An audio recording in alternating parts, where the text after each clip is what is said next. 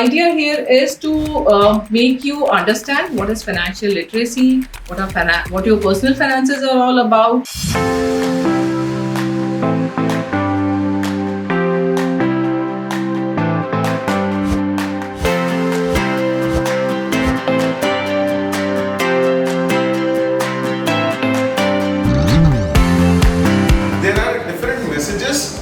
Which are related to financial literacy, which we are going to explain. Not diversified your portfolio among all asset classes like equity, debt. So we discuss, never put all your eggs in one basket. Diversification of investments are required.